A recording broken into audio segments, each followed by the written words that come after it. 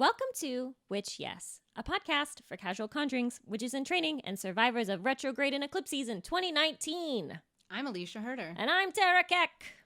On today's episode, spiritual mediums, witches in the news, and a spell to protect loved ones who have passed.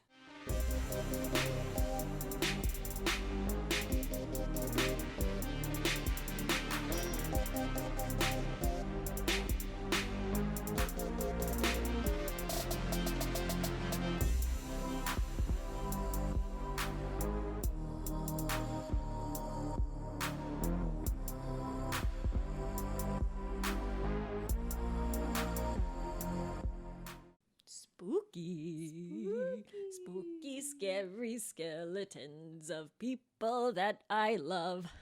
Now I'm sad, they're sad skeletons. No, they're happy, it's fine, right? This just reminds me wildly that Marcel's mom listens to this, and she was like, I love it, but I can't tell you guys apart. So she doesn't know who's actually speaking. Who does she think is the funny one? I think she just assumes we're both funny, which is good. Safe. Very safe. I feel like we have pretty distinct voices. I thought so too, but... Especially my voice. You sound like, what's that guy? Bennett from the Democratic debates. He sounds like a Muppet. How are you, Ma? It's been a while since I've seen you. Yeah, it's been a while. Mm-hmm. I'm good.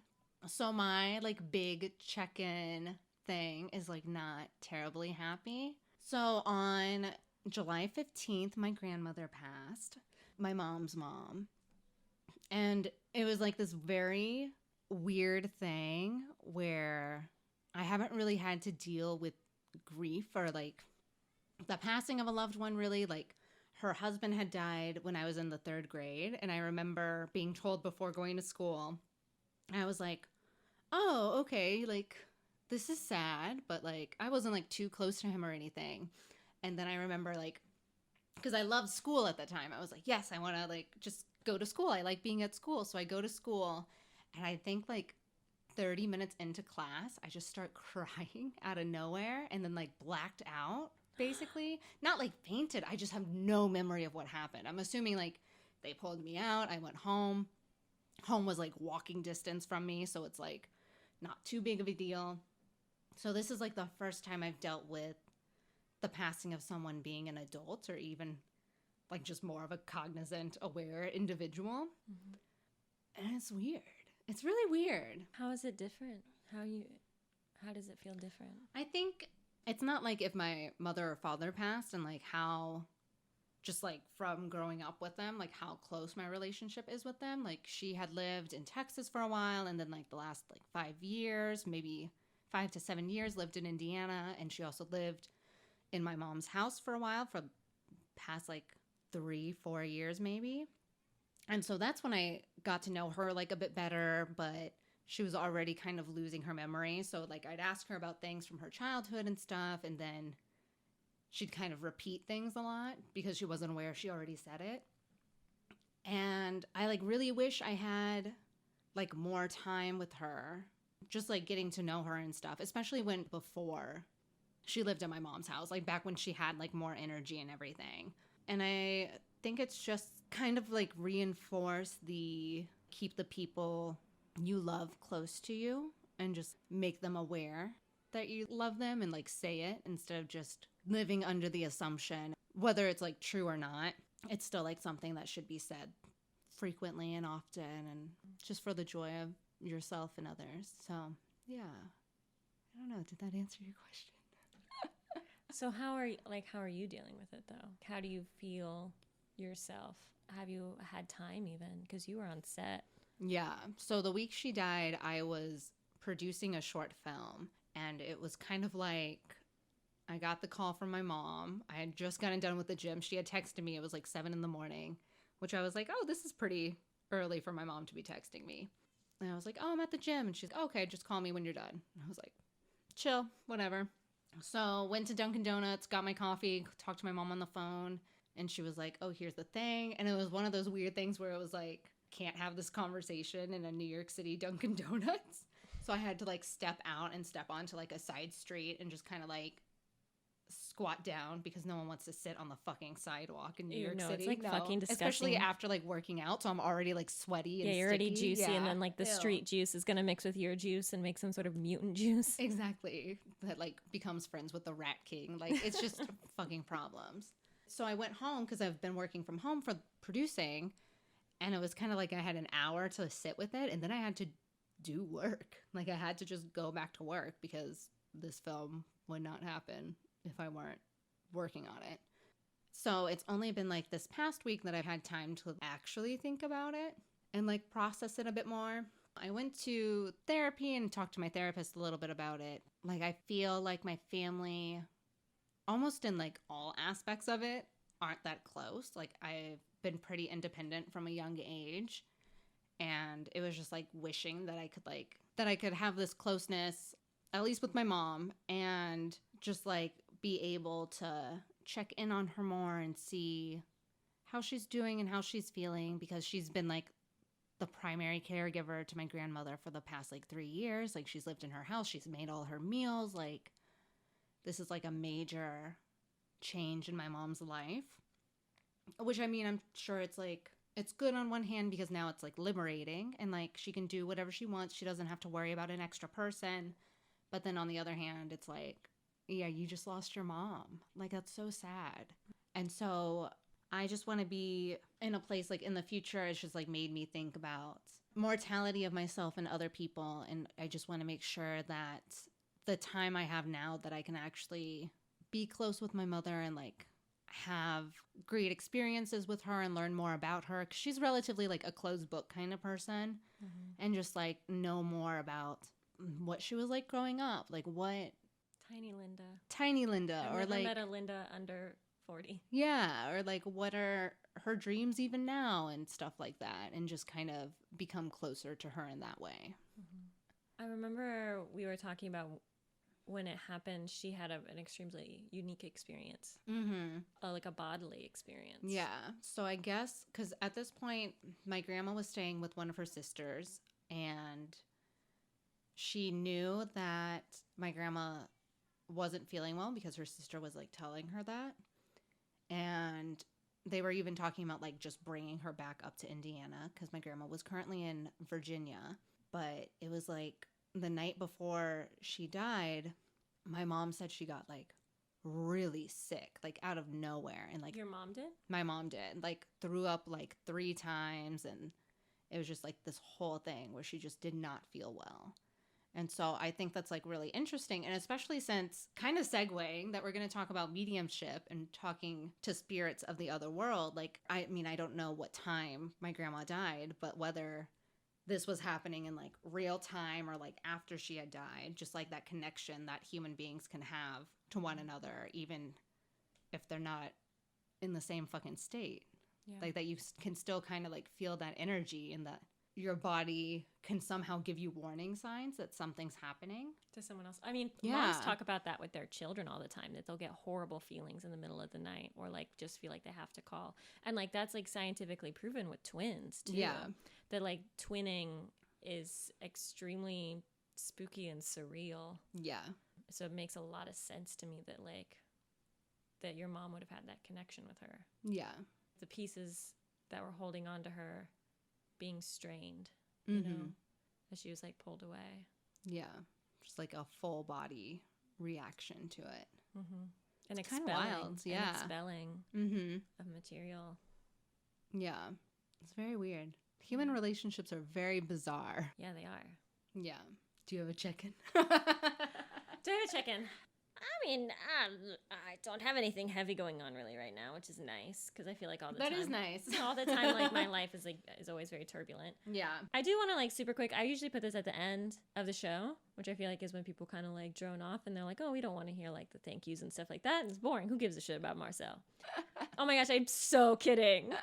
We love him. He's weeping. He is. He's crying. But it would like literally mean like the whole wide world to me if you guys would like, I know it takes time. It takes like 2 minutes to like go onto iTunes and like you have to log in, and that fucking sucks. And I hate doing it too. Like log in and give us a review and give us 5 stars, because like if we could get 3 reviews a week, that would help us get up the charts so quickly. And like as we're working on making our Patreon and as we're working on making this like more of a thing, like we don't want your money. We want sponsor money. And the only way we can get any kind of commercial sponsor is by being noticeable. And we're so niche that it is very hard for us to get any kind of recognition. So we've talked about doing shout outs for people that do reviews for us. We've done shout outs for our Pinecast stuff. So it would mean like everything to me. I mean, we've talked about doing a giveaway. Our 1-year anniversary is coming up, which is crazy. That's so crazy. Isn't that nuts? We've been doing this a year, guys. Oh my God. Is almost a year, guys. We're not there yet. It's in close. November. We're close. We're coming up to like the 3rd quarter, but like we had been planning this like right about now. I feel like a little bit before, sometime in July maybe. I think You're so. Like, this is what we want to do. Mm-hmm. So anyway, besides that, I'm pretty good. Still in my new old room. New old. Yep. Paid rent today. Congrats. Thank you. That's awesome. And yeah, so doing it. We're doing trucking along. You mentioned earlier what we're doing today. So what are we doing today, Alicia? What are we talking about? We are talking about spiritual medium. No. Yes. No. Are we not? I'm afraid of spirits. Oh, okay, that's fair. I told you this. Not true. Also. It is super okay, true. Well, it's half true because you're the one who's like, why don't I do dark magic?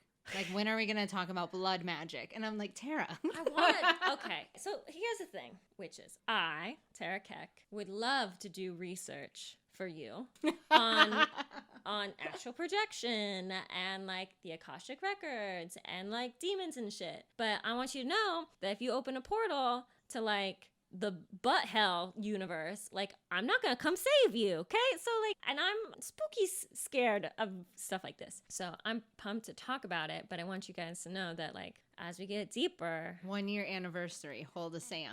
No, God, not in my apartment. You know, as things get deeper and darker, like you have to protect yourself and you have to be careful, and like you can't just like mess around with this stuff, because like just because you haven't had an experience, like there are people all over the world that have had terrifying experiences.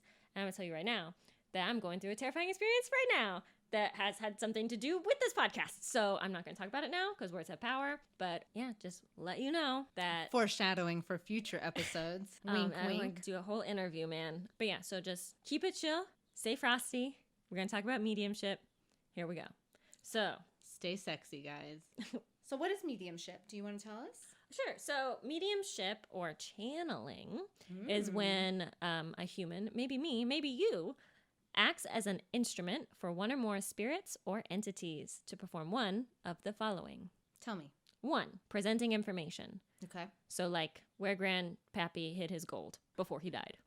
That sounds important. Number 2, causing alleged paranormal activities to occur. So like at seances when like the tables rumble or whatever, or like, you know, we'll talk later about like physical mediums and stuff that use instruments like rattling bells and chains and stuff like that. So spooky. Channeling forth certain types of energy.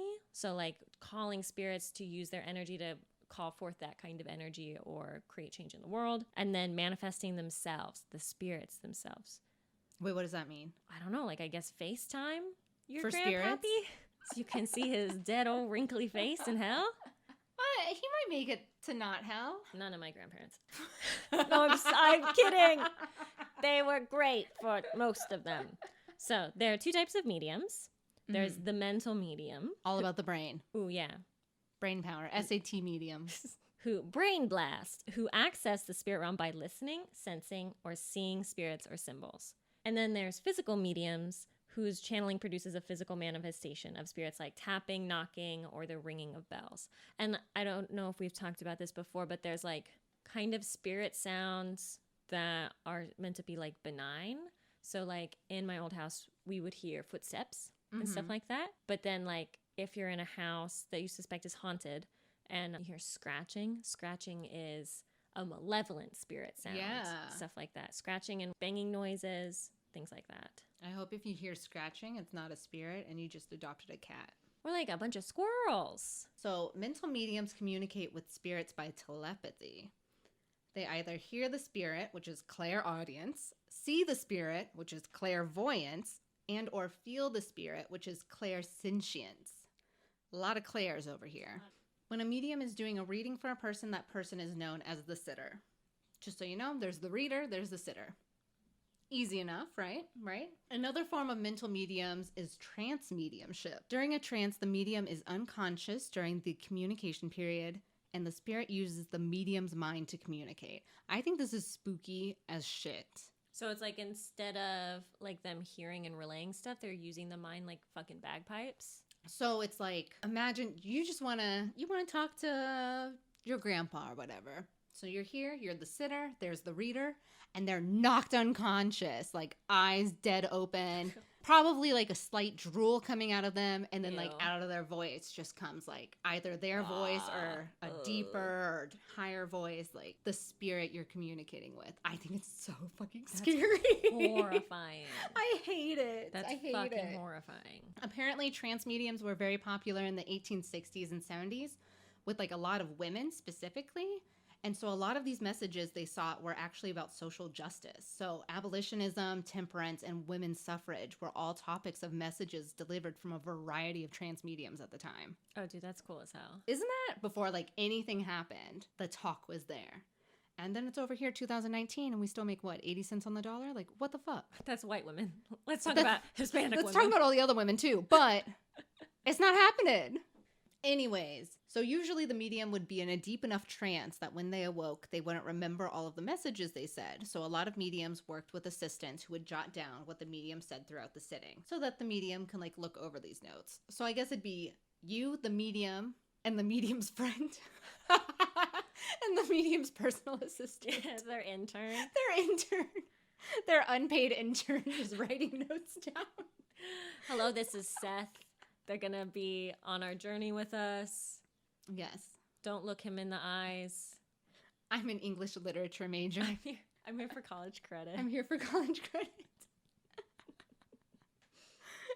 I was like, who would have that job? Philosophy majors. Ooh, yeah. Yeah. That makes sense. So there's mental mediumship and then there's physical mediumship. Getting physical. So, okay, picture this. You decide to go to a physical medium. You enter a dimly lit room, already kind of spooky, and then to top it off, these mediums have a bunch of gizmos and gadgets for connecting to spirits, like on the table, like spirit trumpets, spirit cabinets, levitation table. So, in theory, during the seance, the spirits would either speak through the trumpet, bang on the cabinets, and even have your spooky Scooby-Doo moment of levitating tables. Okay, so, a question. Yes, please. So if a physical medium is a person that uses tools to communicate with spirits, are the people on Ghost Adventure spiritual mediums? Because they use like EVPs and like weird flickering lights and like tone things. Are those just like contemporary spirit communication devices? I guess maybe. I don't think any of them are like, I'm a medium, but maybe that's just like the poor taboo. Man's way of connecting to the spirit world, maybe? Yeah, because anyone could get an EVP monitor. Yeah. Like, we could. Maybe we should. How much is it? We're Googling it. Anywhere from $27 to $70. This is more affordable than the trumpet at ghoststop.com. I wonder if that's like GameStop, but for ghosts. Yeah, you can return anything they say, and but actually they'll fucking... might be. Look at this website. Oh my God, they're red and black and white, just like GameStop logo. There's like a little ghost here, like a little Casper guy. That's adorable. I love that.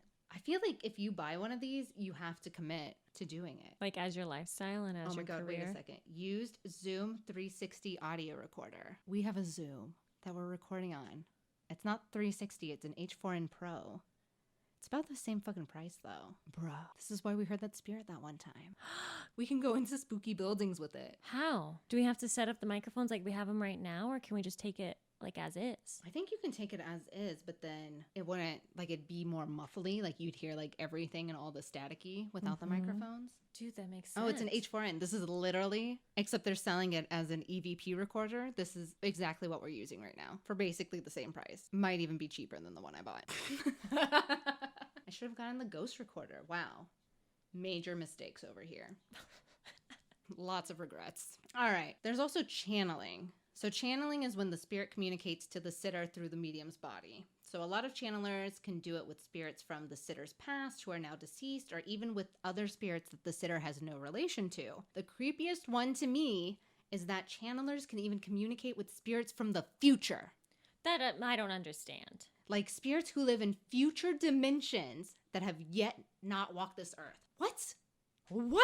Oh my God, we're living in a simulation. I'm can't also take like, this. Aren't we supposed to die in like 30 years? Like, are these just 10 years in the future? Like all of us? Well, isn't it climate change is supposed to be like irreversible in 30 years. Yeah, climate change is supposed to be irreversible. But so, if we don't fix that's ourselves, when people will start most likely dying at like unprecedented rates via flood and drought and hurricanes.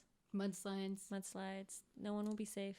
Yeah. Unless you listen to the End of the World with Josh Clark. He has a lot of hope. His whole thing is about the end of the world. And it's about hope too? Yeah, it's like... That's nice. It's like very... It's like not getting paid at all. I really, truly love that whole series. It's like 9 episodes. Okay, I've never heard of it. 10 out of 10 would recommend. It gives me existential dread a little bit, but I think it was very good. And this is why you should give us a review each week, because that's how easy it was to put a sponsorship in. Dude, we just can you segued imagine? it in. We just be like, and yes, your ghost supplies from ghoststop.com. A wink. I have 8 Zoom recorders. A wink. A wink. I always love it when they're like, yes, I love my Casper mattress. It's like, bitch, you don't have one.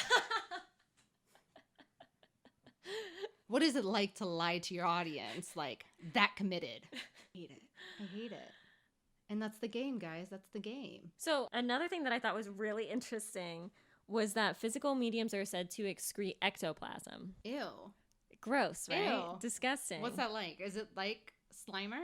So ectoplasm in the spiritual realm is different from like the gooey ectoplasm that you might be familiar with. So in this case, it's been described as a substance secreted from the orifices of physical mediums, and then spiritual entities will drape this over their astral form in order to interact with people in the physical realm. It's like a substance that exists in both dimensions that then can be put on like a fucking fancy ass Sunday suit. Like snot? Like, what is this? I'm very confused still. So apparently it takes on many different forms. Sometimes it's vaporous, sometimes a plastic paste, sometimes a bundle of fine thread or a membrane with swelling or fringes, a viscous gelatinous substance, or a fine fabric-like tissue. When people were like trying to bring examples of ectoplasm, like people often talk about it as being like the green goo, but back in like the Victorian era, people would describe ectoplasm as like this feeling of fabric on top of them.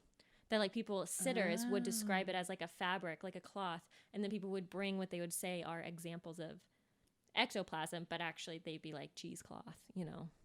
So it's almost like you feel like you're being part of a magic trick. Kind of, yeah. Like the magician has placed like a disappearing blanket or whatever on you. Exactly. Or like your fucking Harry Potter. A fancy towel. And invisibility cloak. What? That's what it's like. So. Ew, the invisibility ectoplasm.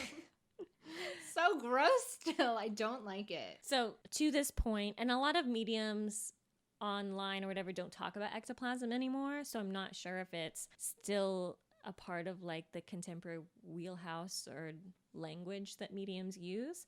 But if you believe in it, the idea is that it actually cannot be separated. It's like it cannot be separated from the medium because it is a part of like their spiritual energy or something like that. That their bodies can produce this like insulin or whatever, or like blood or whatever. What?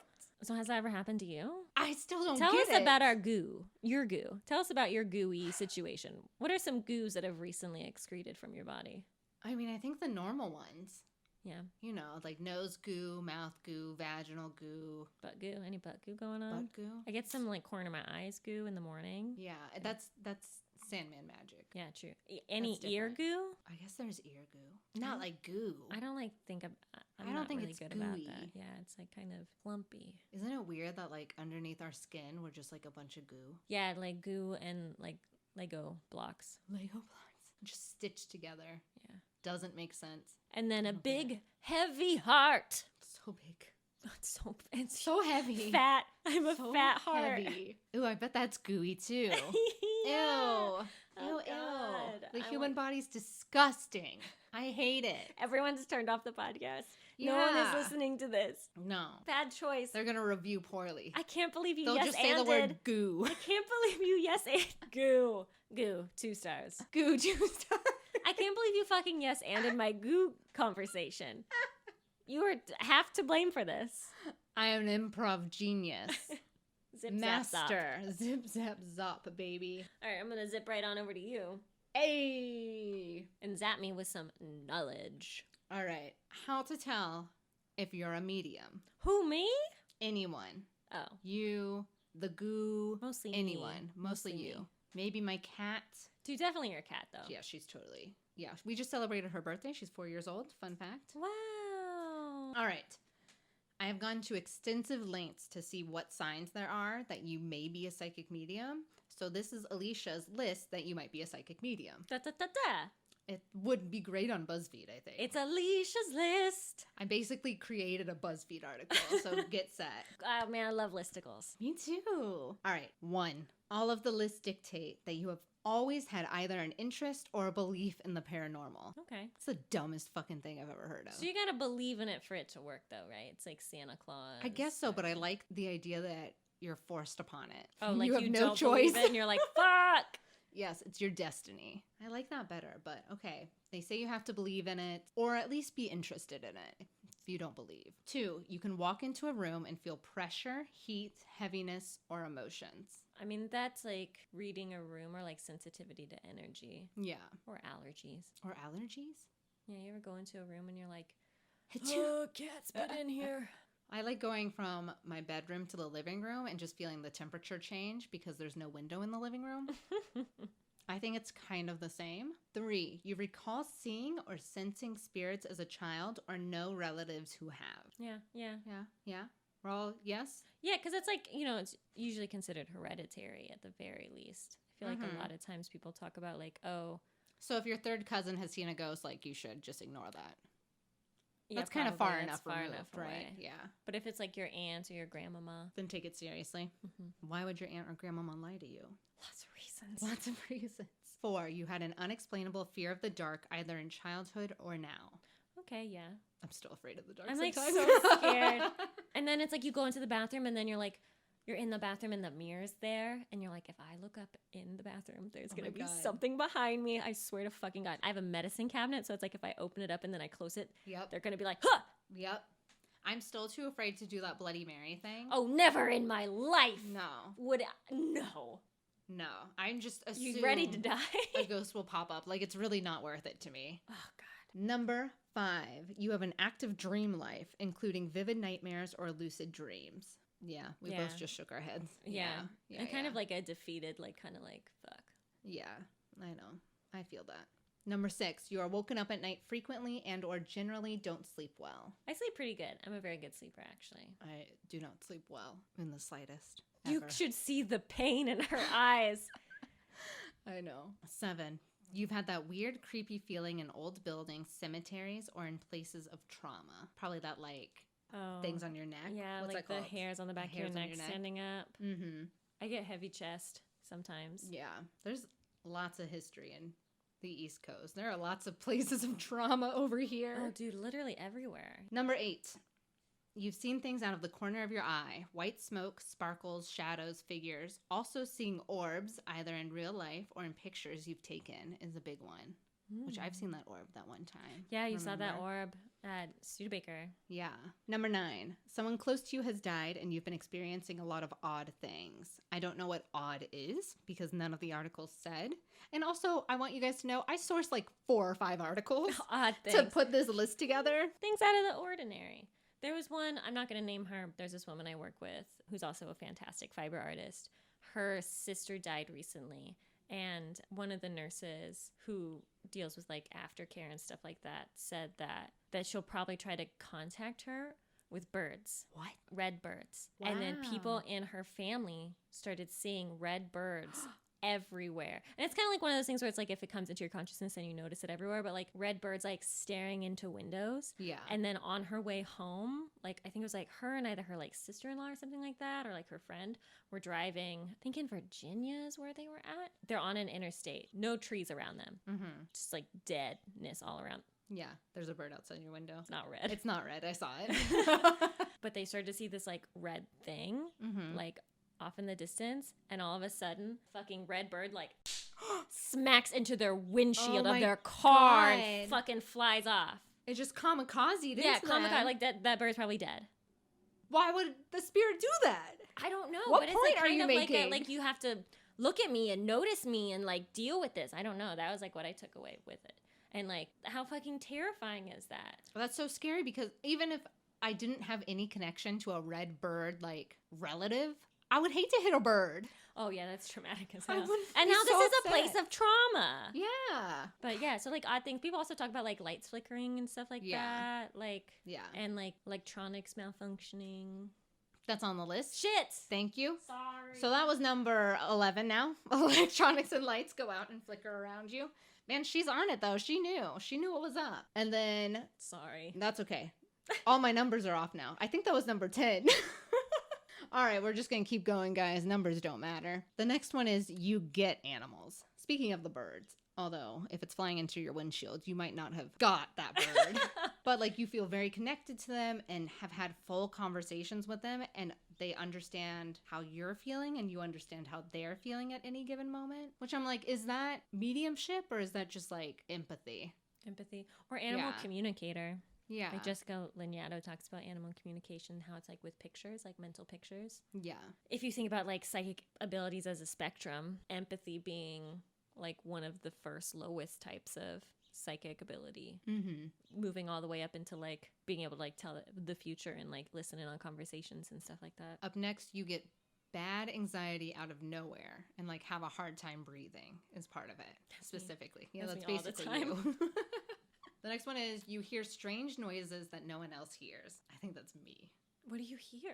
Anything from like the fucking podcast, listening to edits, to just like random ass things. Like I hear those vibrational levels.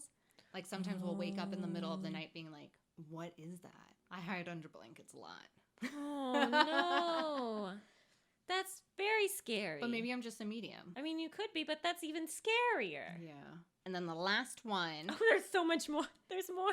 I'm going to the last one now. This is too many. The last one, you have a habit of delivering spirit smackdowns, which is like profound and lengthy manifestos to others, and you have no idea where the words that you just said even came from. Do you? No, I don't like talking that much. This is the most I talk, is on this podcast. See, the reason that this talking works is because we're talking to each other and we don't have to talk to anybody else. And I don't think I could give like a speech. Yeah, no, I don't. If someone were like, I don't believe in ghosts, what do you think? I'd be like, it doesn't matter. It's like, it's not worth fighting about. Children are in concentration camps. Like, come on. Like, I'm not going to tell you about why you should believe in ghosts right now. All right, so we've clicked yes to everything. Well, almost everything. If we spoke more, we'd click yes to everything. So how do you know if you're about to have a psychic episode? So these are the characteristics that come up for psychic episodes. And it's sudden nausea, upset stomach, dizziness, faintness of breath, tightness in chest, difficulty breathing, sensing anxiety, and or fast-moving energy all around you. Just sounds like feeling that energy. Sounds like an anxiety attack. It really does. So maybe all the people with anxiety disorders are actually just mediums and don't know how to tap into it. Like high-level empaths or like intense like psychic abilities. Yeah. That would make sense to me. It so would. Have you ever had an interaction with a spirit? I mean, besides Citrine. Yeah. Besides Citrine. And then there was that orb. I'm trying to think if there have been any others. Have you ever been visited in a dream by a dead person? Well, not that many people I know have died. Yeah. Until recently. And with that, it's still 2, so it's still not that many people. So no, I haven't been visited in a dream. But remember, apparently I have like a fucking league of angels watching over me. Oh yeah, you have like in a V formation. Angels and ancestors all around you. All around. And it's like, do you guys want any water? Or like some cheese or something? Are you hungry? They're like more quiet than I am. Well, I guess not, but speak up. Yeah, speak up if you feel the need. All right, so I think there's been moments where it's like I felt sensations, but not necessarily, oh, hi, ghost, you know? Hello, ghost. Hello, ghost. Hello, human. Living human. Go back under my covers. He's got cowboy tips. Is that Howdy, partner. Exactly. Oof, no. I don't know. Have you had an interaction with a spirit? Well, I mean, all the shit spirits that happened with Citrine at my house with, like, the footsteps and, like, the knocking and, like, voices and stuff like that. I've also, like, had situations where I've been, like rustled awake. Mm-hmm. Like, someone shaking my shoulder, my leg. Not, like, violently, like, in a wake up and then, like, no one would be there. Probably how I wake up Marcel when he snores. Yeah. It's probably... Mine might be more aggressive than that, though. Slap. Shh. Let's see what else. I've had dreams about dead people, but also I don't know which of those have been me just processing people's deaths in my life. Like, I had a friend commit suicide when I was in graduate school, and he visited me several times. Yeah. Or I dreamt of him several times. But I've never had like, oh, there's a spirit over there. Freak me the fuck out. I don't know what I would do. I would probably cry. I'd have an anxiety attack, and it's like, your medium powers, they're happening. No. And I'm like, no, I just can't process this. All right. So, turns out you're all spiritual mediums. Congratulations. Woo! This is sweepstakes number 1 from Witch Yes. So, how do you discern a fraud from an actual medium? So, I put together this list, and this list is not like completely exhaustive, like Alicia's amazing listicle that she made. So long. There were more. And these are like what you should look out for when you're like going to a psychic. And this seems a little counterintuitive, but if they ask for money or ask for money midway through a session. So this is not to knock anyone out there trying to get that bread, but I feel like you know the difference between going to see an energy healer who makes a comment about your recently deceased brother and someone saying, if you give me $1,000, they can hook you up with like your grandpappy. So again, you can find out where his gold is. And also another one is those $5 psychic specials that you'll see like around cities. Those are super fake too. Although if it's only $5. They're fun. I like doing them, man. Tell me what my my lucky number is. I think in DC I got conned into one of those, and it was a palmistry reading. It was like $5 for a palmistry reading. We were like, yes, of course. And then it was like $5 more for your other hand. And I was like, God damn it, tell me. $5 more for 3 tarot cards. And they're like, put them on the table. I need this. Fucking okay. If they tell you that whatever hardship you're dealing with, it's because of a curse that's on you, and that they'll ask you for money to lift the curse. So it's kind of like what happened to that Edmonton guy. Yep. Who like lost $70,000 in his house. Yep. If they tell you, and this is like pretty common in a lot of psychic readings, and I've had it done to me as well. They'll tell you that you died in the Holocaust in a past life, or that you were royalty in a past life. It's like too soon to be told you died in the Holocaust. Well, so the whole thing is that so many people died in the Holocaust. Yeah, but like fuck, dude, millions. That's rude. And so that's like very easy to insert yourself into an extremely traumatic, horrifying event. Yeah. Right? And like I've been told like, what, I'm a goddamn Chinese princess. Like, okay. So they'll ask a lot of questions, like leading and personal questions. So things like, you've been feeling down lately, haven't you? You've been feeling lost recently, haven't you? But like, yeah, bitch, I'm at a fucking psychic. Can you tell I'm lost? My life is great right now. Try again. They mention that you're at a crossroads in your life. They boast about how special you are, that they've never seen an energy or chakras like yours. I've been told that I'm an indigo child. I've been told that I have an extremely powerful and beautiful spirit guide. I've been told that I'm a crystalline spirit in human form. Like, bullshit. I was born in Sacramento. How many times have you gone? My sister was really into psychics. Okay, I've been to many. This is dope. I wish I had that many stories. And then another one that they say is that they inherited their psychic powers from their ancestors. So, and I mean, maybe though. But maybe though, right? Someone I know that is like French Haitian descent and like practices a kind of craft. And I thoroughly believe that like her power and her craft is like passed down through her family, because those traditions are so based in family. Yeah. And learning within that structure. I do not believe that a Mackenzie in like Indianapolis, whose father works at Eli Lilly and went to Carmel High School with us, like very specific Mackenzie, like inherited her psychic tarot powers from her ancestors, because I bet her ancestors like fought for the South. Like, what do you want? All right, and that's it, man. That's it. Don't open any portals to the nether realm. Yeah, or have a certified psychic help you out. Breaking news. breaking news. This just in. All right, guys. So you know how Witches in the News is normally good story, sad story, good story. This time we're doing one long sad story. So get ready.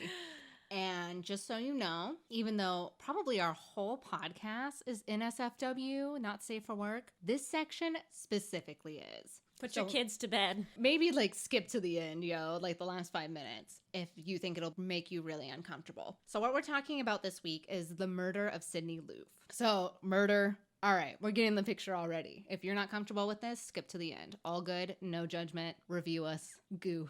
That's it. 5 stars, lots of goo. Quality goo content. Quality goo murder. Here we go. The murder of Sydney Loofe. This past July, Aubrey Trail, 52, was convicted of first-degree murder in the disappearance of Nebraskan 24-year-old Sydney Loofe back in 2017. Also, feel free to chime in whenever you want because I've read like 12 articles about this, so I'm basically an expert. Okay. All right, so let's go back for some context because all I saw was the word witches when I originally found this article, and there were like several dozen times it was mentioned. So I was like, okay, this definitely needs its own section. So I didn't know how much context this story actually needed until I started doing research on it. A few weeks before Sydney Loofe went missing back in November 2017, she matched on Tinder with a woman named Audrey, which was a fake name for a woman named Bailey Boswell. They went on a date, and little is known about the first date they had, but once the date was over, Sydney declared to one of her best friends that Audrey was the girl of her dream. I know. It's already not looking good, is it? I was like, way to terrify us from the beginning by using Tinder. Great.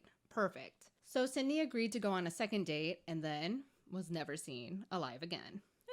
I know. Sydney was reported missing when she didn't turn up at work and her phone was off, so no one could trace it. During her disappearance, one of Sydney's other friends had seen a picture of Audrey that Sydney had... She used air quotes. Air quotes, yes. Audrey, that Sydney had sent to her and went to Tinder to find the woman.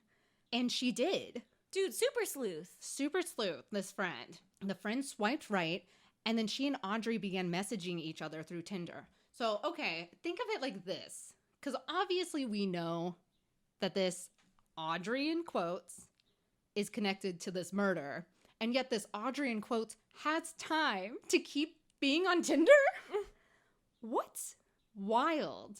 So the friend was able to get Audrey's real phone number and gave the information over to Sydney's family and the police. And so that phone number traced them to Bailey Boswell. The police were able to provide a search warrant to search her apartment, and Bailey lived with Aubrey Trace. So Aubrey with a B, not a D, who was her boyfriend. And this guy's like, Bailey's around like 24, 25. Aubrey's around like 52.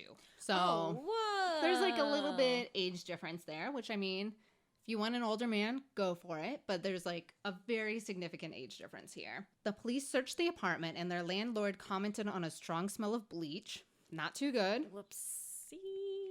The police discovered a bottle of Viagra, 17 sex toys, in which sex toys are expensive, and that portions of the wall had been wiped down in an effort to clean them, which is when the police named Aubrey Trail and Bailey Boswell as people of interest. Makes sense. Okay, having a bunch of sex toys is not a crime. 17's a lot, though. That's a lot of money. Yeah, if you accumulated over 53 years or whatever. Ew, then some should go.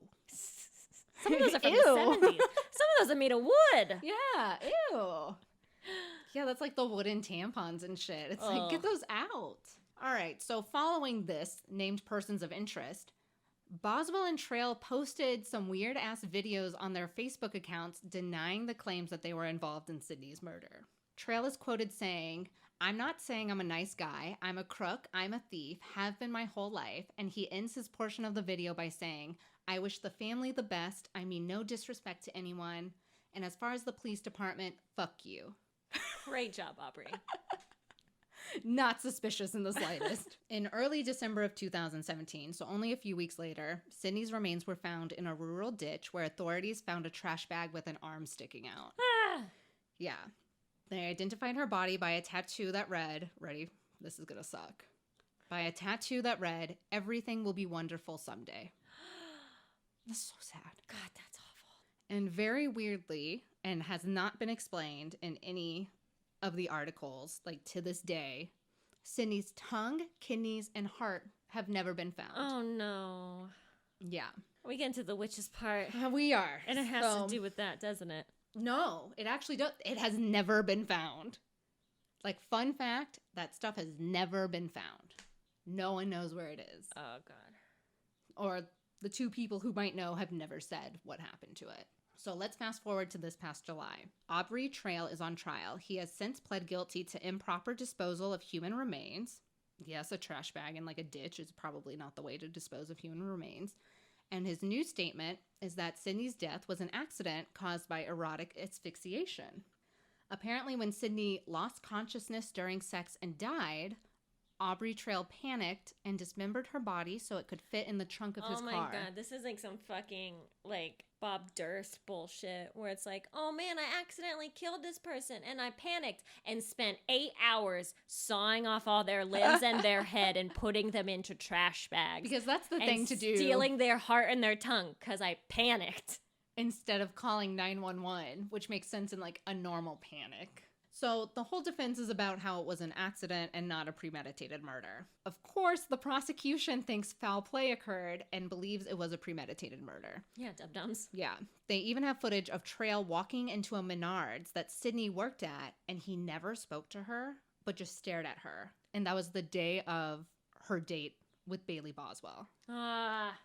Weird. And then they also have more footage of Trail and Boswell going to a Home Depot and buying the items that they think might have been used to kill Sydney. What are the items, Alicia? Oh man, it's probably like a saw, like hammer, shit like that. A gun. A gun. Actually, no gun. Erotic asphyxiation, remember? No gun necessary. So after hearing a bunch of testimonies, 3 female witnesses were brought to testify against Trail. Before they made it to the stand, Trail shouted out, "Bailey is innocent and I curse you all." He then slashed his throat with a razor and collapsed bleeding on the courthouse floor. Fucking Christ. Right? Isn't that wild? Woo. So the court had to stop the trial for the day. They're like, icky. Yeah, they're like, ooh. They took him to the ER. I know. Dude, this story's wild. So he survived the experience and was brought back to court like a few days later. Like a few days, they just stitched him up. Yeah, and I mean, there are pictures of him pre-slashing and then post-slashing with like this giant scar on his neck. It's so wild. Gross! And when he was brought back to court, the judge demanded that he be in handcuffs for the rest of the proceedings. Yeah. And she tried to tell the jury, because of course there's a jury, to not take the slashing into account for what their decision is. Which that's this guy tried to like kill himself in front of you. So like, I feel like that says a lot. It's but definitely connected. But they were told, try not to. Okay, cool. Try to be a good judge over here, you know? If you try sometimes, you just might find that you get what you need. That you get what you need. Which is a guilty verdict, Which hopefully. is a guilty verdict. So we're going to talk about the 3 female witnesses now. The judge did not allow disclosure of their names to protect their privacy, so they will be known as Witness 1, 2, and 3. Witness 1 said she met Trail and Boswell the summer before Sydney's murder in a very similar way to how Sydney met them, through Tinder. She got to know Trail and Boswell and started engaging in like a dominant sub relationship with them. At one point, Trail showed her pictures of about 12 different women who he claimed had witch powers. He also said that he was a vampire and had the power to fly. And this woman, Aubrey, believed him. No! Yeah, this woman believed him. Woman 1, no! Woman 1 believed him. So Aubrey told her that the only way for her to become a witch was if she were to kill someone and take their last breath. Apparently, they would talk once or twice a week very casually about killing someone. Witness 1 eventually left the sex cult after Trail said that she should kill another woman in this cult, and she denied wanting to do that. Trail then threatened to kill her family if she ever told anyone about them. Witness 2 was also told about the witch theory of killing someone, but didn't believe it, though she continued to be a part of the sex cult. She was forced to walk around the house naked and said Trail and Boswell talked about killing people in front of her and even wanted to make a snuff film and sell it for $1 million. Even though she was forced to delete her text messages with Boswell, Witness 2 screenshotted them before deleting. One such text said, so this is from Bailey Boswell. Can you please use a voice to make this fun? No. You sure? Can you do like an accent? I'm not good at accents. You're very good at accents. You do a very good Russian accent. Can I read it? Here, I'll read it. Yeah, do you want to read it? Give us an accent. Okay. Me. Balls, swallows, sticks, figure, no. Balls, swallow, stick fingers in my booth during massage. Use a strap on 'em, be obedient. Steal, kill, get paid. Get your powers. You will be a millionaire by the time you are 21. Guaranteed. I do character work, guys. Help me get discovered. She was in an improv troupe at one point, you guys. We don't talk about it. So we believe Witness 2 is the woman that Trail wanted Witness 1 to kill. Ooh. And so Witness 2 was afraid of her life and left the group in October. Okay, well, good on her. Which brings us to Witness 3. She was also part of this BDSM Dom-Sub relationship with Trail and Boswell, which went into November, actually, which is around when Boswell met Sydney Loofe. Boswell and Trail asked Witness 3 to kill this soccer girl, and then out of nowhere, they said they didn't need to kill the soccer girl anymore. Investigators do not believe that the soccer girl was Sydney Loofe, but we do not know who they were referring to. After Sydney's disappearance, Trail and Boswell took Witness 3's car and threatened to kill her, her family, and her cats if she said anything to anyone. Oh, fuck that. I know. One of the last testimonies given was by FBI agent Mike Maspeth, who recorded Trail's initial interrogation. At one point, Trail said he had something to say away from the cameras. The investigators took Trail to a restroom where he whispered, witches kill, a life for a life, and they gain more power when they kill. That would be the creepiest fucking thing to ever hear. And from someone you already suspect and murdered it's people. whispered. It's whispered. Witches kill. Yeah. Witches kill. Ew. I hate it. Trail was found guilty on all counts. Goodbye. Yeah. And now a panel of 3 judges will decide whether he gets life in prison or the death penalty, because it is Nebraska. Bailey Boswell's trial begins in mid-October. Of 2019? Of 2019. Ooh. So, to be continued. I can't wait for the update on that one. It's so gross and so sad. Yeah, so let's feel that one for a bit. Yeah, can we sit in that for a minute? Yeah. So, they use the word cult. And if you and I have watched a lot of cult stuff and listened to a lot of cult stuff, not to be confused with a cult. So, he's the leader. Trail is the leader. Yeah. So, he was... They would call him Daddy, of course. And then they would call Bailey, I'm pretty sure it was Witch Queen, was what they would call Bailey. Yes. Daddy and the Witch Queen. Daddy and the Witch Queen. And apparently they would tell these witnesses that they had killed people before. But I'm like, yeah, I realize you're in a sex cult and that's fine however you get off. But like, people are walking around saying they killed people. I don't know if I would want to have sex with them. No. Like, it's a little wild and crazy and maybe fun, but like, maybe you should leave like right after that. It's so, I just don't know why. And I think they were young women too. Like, one obviously wasn't even 21 yet. But it's just like, how is this happening? Violent sex cults are so interesting. Like, I'm so fascinated with them because I understand like spiritual cults. Yeah. Like cults that have to do with like the afterlife or religion and stuff like that. And like those oftentimes incorporate sex, usually like sexual abuse. Cults that are just about sex. And this seemed to be a lot about fear. So they drew them in with the sex and then entered into this relationship. And then they were so susceptible, you know, to his power and her power, I suppose, that sex and fear is what held them there, as opposed to like religious enlightenment or anything like that, like Bhagwan or like James Jones or whatever, or Jim Jones. One witness was told that if she continued this and like their sex relationship, whatever, that Trail was basically a sugar daddy and would give her money. So there was some like financial aspect to them like going along with this to an extent. But it's also like, how far does it need to go before you're like, and I mean, I guess far enough for you to be like, I think you're going to kill me. It's time for me to like bounce from this. But it's just so weird. I don't like it. But look, witches who are bad witches get stitches. So dude, they get mad stitches where they slash their throats and they get stitches and they still have to go to prison. They still have to go to prison. They might die in prison. Death penalty. We don't know. So be a good witch, I think, is the moral of the story. Don't be a crazy witch. One of the ways you can be a good witch is by performing our spell today.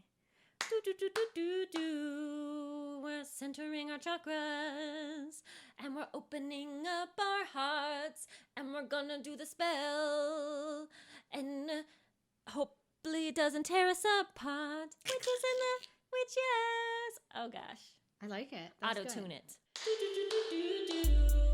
We're centering our chakras, and we're opening up our hearts, and we're gonna do the spell, and hopefully it doesn't tear us apart. Witches in the witches. Oh gosh. Okay, so today's spell is a spell for safe crossings for someone who's passed. So I found this spell. 4 grams. And it's 4 grams. We're gonna do it for grams. I lost it, but I will find it someday where I got this spell from, and I'm really sorry. So it's a pretty simple ritual to help someone who's passed find peace. So here's the things that you need. You're going to need a small white candle, a small piece of paper, and a pen or pencil, rosemary oil or leaves. So whatever you have, if you have like essential oils and stuff like that, that works just fine. You're going to need thyme, not like T-I-M-E, like thyme, like the herb. The herb. Guys, come on. Get with it. Violet, marigold, or rose petals. And not a whole lot. Like this is depending on the fire safe container that you use. You don't need to buy like a whole bouquet of roses or marigolds or anything like that. You could probably get away with like not using an entire flower anyway. Ground clove, a pinch of sugar. It can be any kind of sugar, so whatever you have. And then again, that small candle safe holder. It needs to be large enough that the candle itself can sit with herbs placed around it. So what you're going to do is you're going to take a little piece of paper. You're going to write your name on it. And then write what you wish for them. So examples, peace, rest, happiness, love, reunions with loved ones that have already passed. You're going to place the paper underneath the candle in that bowl. If you have rosemary oil, you're going to rub the candle with it lightly. And if you have leaves, you're just going to stick them either in and around the candle in a ring around the candle in that bowl. So after you've created a ring around the candle with the herbs and the petals, you're going to sprinkle sugar on top of it and then light the candle and say that person's name aloud and all of the things that you wish for them.